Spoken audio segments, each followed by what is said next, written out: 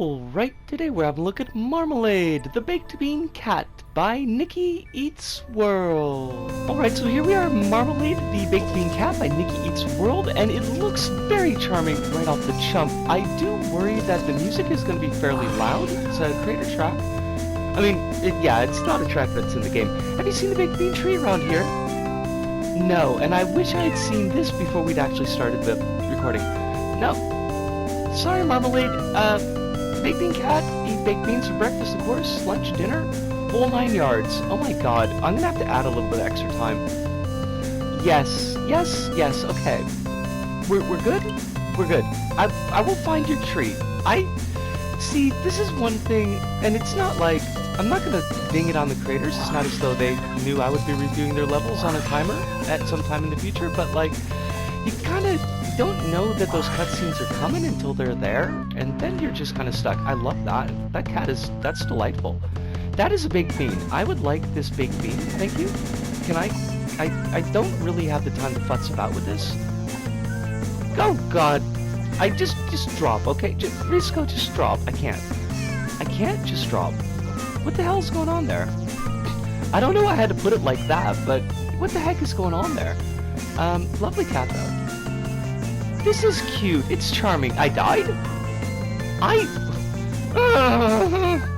I'm getting some kind of feelings because you've got it blocked off by the bubbles. That's not great. And then you're just like, there's another pit here, isn't there, that we just can't see? Weird. I bet there's a bit of invisible material that's like classified. Not invisible material, but like a hologram that's been made invisible and is made classified so that we can't jump down in that section. And again here. Oh fudge! Okay, I just noticed those. You're gonna start us all the way back here. Oh my god! Oh my god! Nikki! Yo! You can't though. It's not like we lost a lot of progress. It's just that this section is like it's long to do more than once. Okay.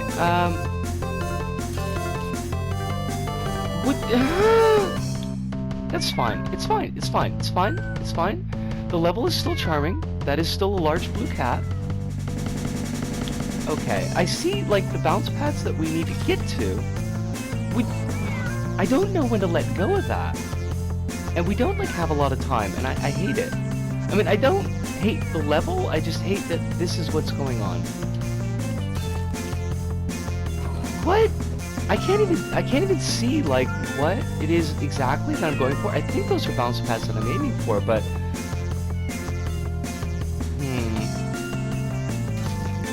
I knew that was gonna. Oh fudge. Okay, that we're gonna talk about this back at the hub. I got some things to say, but we'll see you there. See ya. And we're back, and Marmalade, the Baked Bean Cat by NikkiEatsWorld, and oh boy, I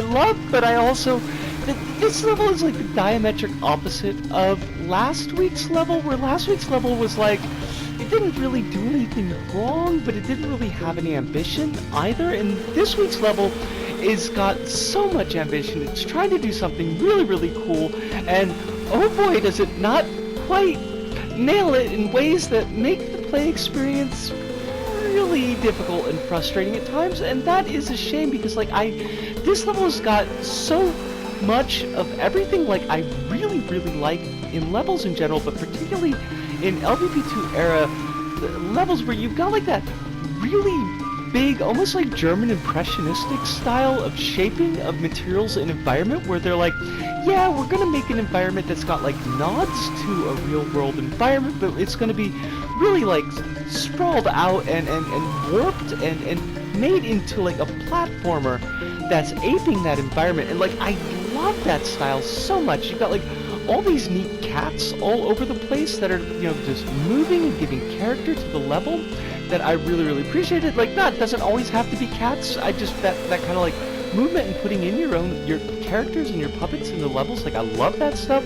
There's a baked bean hunt where you gotta find, okay, you don't really have to hunt that much for the baked beans, let's be honest, they're pretty easy to find, but like they're all, you know, you got all those pieces, you've got like lots of movement in the level, and you're like definitely doing stuff. You're doing stuff throughout the level.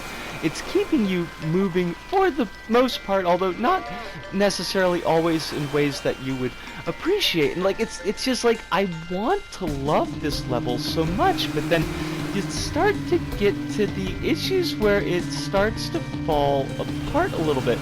Now, one that I noticed throughout the level it's a technique that I feel like I saw a lot more in LBP2. I don't feel like I see it quite as often in LBP3 levels, where you've got like sections of the foreground that are blocked off with invisible material. In this case, given the published date of the level, I think is predating the DC DLC pack, there's probably like hologram material set to 0 that's made electrified, because like that was the style at the time, like tying an onion to your belt. And like, so you're kind of keeping the player from accessing that section. And I find that technique, like, when you're using like a layer ahead for just purely decorative purposes, and you want to keep the player like out of that area, and that's like not really a bad technique. It gives like a nice sense of depth to levels, and it can be done really, really cool.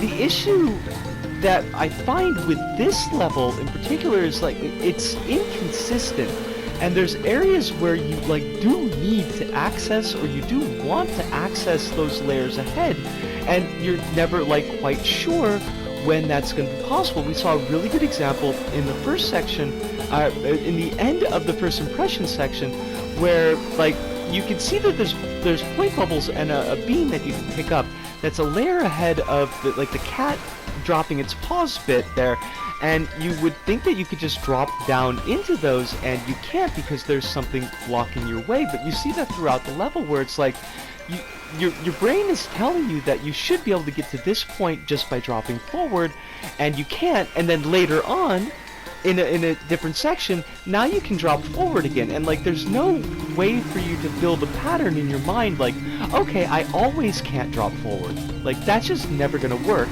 or like it's always available to me, or even where it would be like something where like you've got it like blocked off, but there's doors that you could kind of, this is a section that you can enter the front layer from. There's nothing like that, so you're always just kind of guessing, is this an area that I should be able to enter? Is it an area that I should be able to enter from here? And like maybe you will later and not know like when that's going to be a thing. And something else is kind of tying into like not knowing what's coming up or not knowing what's going on, that there's a number of bits in the level where the way that the cameras are angled, and it's really hard to see like what layer things are actually in. We saw that at the end of that first impression section, where you're on the rotating bit and it's throwing you up, and like I kept on thinking that we wanted to be thrown onto the really big bounce pad that you can kind of see that's a little bit down and to the right of where that rotating bit is, and we figured it out at the last second.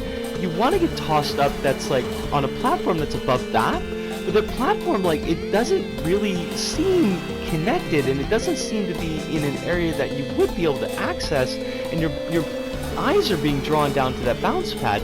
So like the camera angling there is not super great, and you've got like a bit later on, there's a neat section, something that I enjoyed, where you gotta pull a lever, and like the level kind of builds itself up. It doesn't actually with movement, but you've got like platforms that actually like appear, like these big towering platforms that appear, and to kind of access that section, and you're going to be jumping onto bits with bounce pads on them, but because of the way that the cameras are angled in that section, you can't actually see that there are bounce pads. You can't actually see that there's a thing that's going to be moving you forward in the level, so you're just kind of like looking around like, what am I supposed to do here? Like, where do you want me to go? And eventually you will find it, but it's kind of frustrating to get to that point, and to make sure that when you're on those bounce paths, you're like going to be landing where you want to be landing, because like you can't often see your feet with the cameras. That's a big hint that Chronos 453 points out in streams a lot. It's like when you're doing like platforming sections, when you're doing jumping sections, you want to have the the camera's angled so the players can see where they're going to be landing, and I think that's like really good advice, even if the shot from below angle might like look nicer, and that's something that you can put in with like cutscenes and stuff. But when you've got the players actually like moving through the air and interacting with the environment like that, yeah, like let them know where they're gonna land, let them see their feet. Bits like checkpoint placement in this level is really off, and you end up having to do not like super large sections, but long enough that it feels like a drag to get through. We had that bit, I keep going back to that first impression section, but if you die after the blue cat bit, and you on the rotating bit that we saw, and you get sent all the way back to the blue cat section, you've got to do that jumping bit and then do the rotating bit all over again. You've got another bit with like rotators. You're thrown up, you grab onto a sponge bit, it pulls down a bridge, and you get to these two rotating jobbers, and they're swinging down into... They're non-motor bolt, they're just regular bolt rotators, and they swing down onto bounce pads. They're going to throw you up, and you got to let go at the right time.